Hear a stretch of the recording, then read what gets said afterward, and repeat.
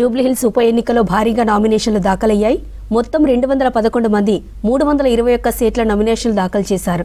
నిన్న ఒక్కరోజే 117 మంది 194 సీట్ల నామినేషన్లు వేశారు. రాత్రి 3 గంటల వరకు నామినేషన్లు స్వీకరించారు.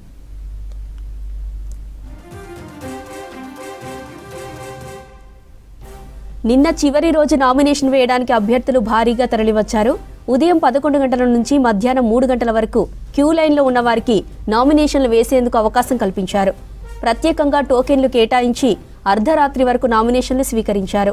అధికారులు ప్రక్రియను స్పీడప్ చేసి గంటకు 10 నుంచి 12 నామినేషన్ల వరకు స్వీకరించారు. చివరి రోజు కాంగ్రెస్ అభ్యర్థి నవీన్ యాదవ్ 3వ సెట్, బీఆర్ఎస్ అభ్యర్థి మాగంటి సునీత 4వ సెట్ నామినేషన్ దాఖలు చేశారు. ఇక బీజేపీ అభ్యర్థి లంకల దీపక్ రెడ్డి 2వ సెట్ నామినేషన్ సమర్పించారు. నామినేషన్లు వేసిన వారిలో RRR బాధితులు, నిరుద్యోగులు, మాల సంఘం నాయకులు ఉన్నారు.